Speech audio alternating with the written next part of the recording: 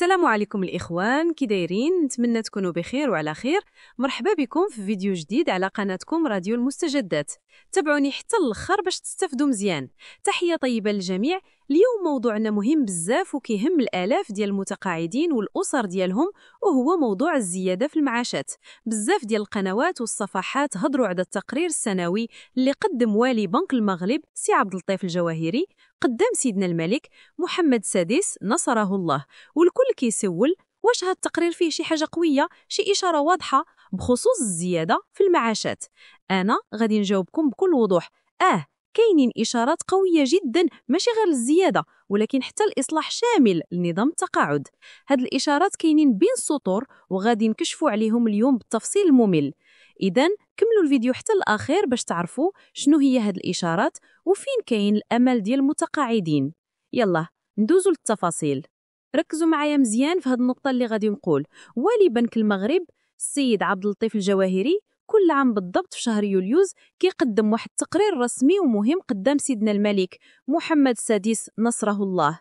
هاد التقرير اخواني راه ماشي تقرير عادي ديال شي إدارة، هذا هو المرآة الحقيقية اللي كتعكس لينا الوضعية الاقتصادية والنقدية والمالية ديال بلادنا كاملة. يعني هو اللي كيقول لنا بالضبط واش عندنا الخزينة عامرة، واش بلادنا بخير ولا لا قدر الله كاين شي أزمة. والأهم من هادشي كامل هو أن النتيجة ديال هاد التقرير هي اللي كتلزم الحكومة وكتحكم في القرارات ديالها، خصوصا في شي مواضيع حساسة بحال إصلاح التقاعد والزيادة في المعاشات. بمعنى آخر، إلا قال والي بنك المغرب الوضع الاقتصادي راه مزيان وعامر، صافي ما بقاش الحكومة حتى شي عذر أو حجة باش ما تزيدش في المعاشات ديالنا وتخلي المتقاعد يعيش بكرامة. شوفوا معايا مزيان هنا فين تحسمات الهضرة. يوم 29 يوليوز 2025 والي بنك المغرب السيد عبد اللطيف الجواهري في تقريره المصيري أمام جلالة الملك قلب الطاولة على الجميع. شنو قال؟ قال بالحرف الميزانية العامة ديال الدولة راه مستقرة ومزيانة. هذا تصريح رسمي كيضمر التبريرات ديال الحكومة اللي كانت ديما كتقول لنا كاين أزمة في صناديق التقاعد وكتخوفنا بعام 2028 وتقول ما كاينش الفلوس.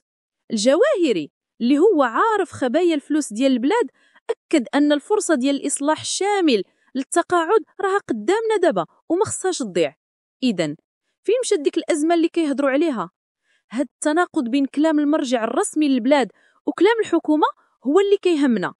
من هنا كيبدا حقنا في المساءلة، وما بقاش الحكومة حتى شي عذر باش ما تزيدش في المعاشات ديالنا. دابا وقت المطالبة بالحقوق ماشي وقت الأعذار. هنا بالضبط يا إخوان فين كتبان لنا المفارقة الغريبة والفشل الذريع في تدبير الملف. الحكومة كانت ديما كتستعمل شبح أزمة التقاعد وخطر 2028 كدرع واقي باش تهرب من الزيادة العادلة في المعاشات. كانوا كيقولوا الوضع حرج، ما كاينش سيولة، خصنا نصبروا. لكن اليوم تقرير جواهري الرسمي فضح هاد المبررات وكشف الورقة ديالهم.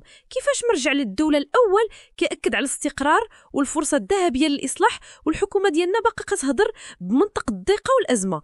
هادشي كيبين باللي كانت هناك نية مبيتة لتأجيل الإصلاحات أو ربما استغلال الوضعية باش ما يزيدوش في الأجور والمعاشات.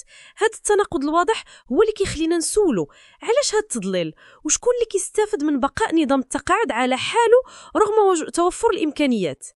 يا إخواتي المتقاعدين والمتقاعدات، واش سمعتوا معايا هاد المنطق العجيب ديال الحكومة؟ ديما كتقدم لكم تبرير واحد باش ما تزيدش لكم في المعاشات وكتقول لكم صبروا حتى نصلحوا صندوق التقاعد. في الحقيقة بحال لا كتقول لكم تحملوا الفقر، تحملوا الجوع وما تسافروش وما تعيشوش بحال الناس الاخرين وما تقريوش وليداتكم مزيان. وهذا الشيء كيوقع في الوقت اللي كتزيد فيه في الأجور ديال فئات أخرى وكتخليكم نتوما تصبروا. هذا منطق ظالم وما عنده حتى معنى.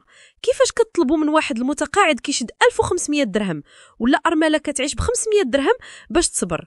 والاسعار ديال البطاطا السكر والزيت كلشي كيتزاد بصفه جنونيه. واش بصح كيبان لكم باللي 2000 درهم كافيه؟ راه 2000 درهم اللي كتهبروا عليها ولات مصروف ديال ولد كيقرا في الشهر. الحكومة كتدافع على راسها بأزمة الصناديق، ولكن والي بنك المغرب الرسمي أكد باللي الوضعية الاقتصادية ديال الدولة مستقرة وكاين فرصة مواتية للإصلاح. إذن ما بقاش شي عذر. الإصلاح اللي ما كيحسنش الوضعية ديال المتقاعدين راه ما غاديش يكون إصلاح إنساني وما غاديش يكون فيه حتى شي اعتراف بالمجهودات ديالكم القيمة في خدمة هذا الوطن. بركة من التأجيل. سمعوا يا حكومة، تقرير والي بنك المغرب اللي هو المرجع الرسمي للدولة أكد لنا باللي الظرفية مواتية والفرصة ذهبية للإصلاح. يعني ما بقاش عندكم حتى شي عذر باش تبقاو تعطلوا علينا الحقوق ديالنا. حنا متقاعدين مدنيين وعسكريين دفعنا على هاد البلاد وخدمناها بالقلب والرب سنين طويلة، ودابا جا الوقت باش تردوا لنا الاعتبار وتعترفوا بالمجهودات ديالنا. ما كنطلبوكوش الصدقة، كنطلبوا الحقوق ديالنا.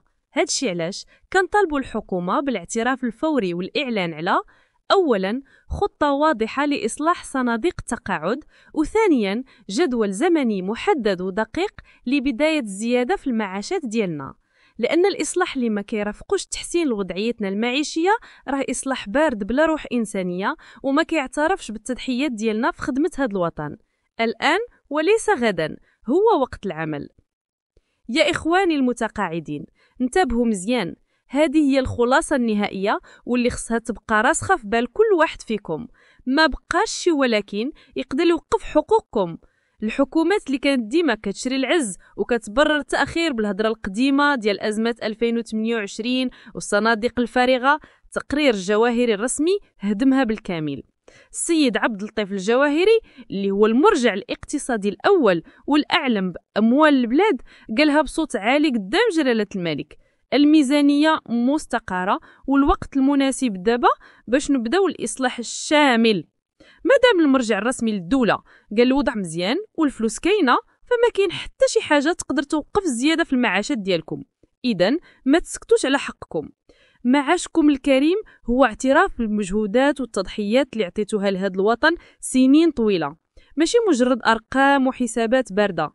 دابا الحجة والدليل القاطع في يديكم، وهذا هو الوقت باش تضغطوا وتطلبوا بحقكم في عيش كريم ومستقبل أفضل. إذن باش نستافدوا جميعا ونتبادلوا الخبرات، جاوبونا في التعليقات. ما تنساوش ديروا اللايك الفيديو باش المعلومات توصل لأكبر عدد، واشتركوا باش ما يفوتكم والو. نتلاقاو في فيديو قادم، مع السلامة.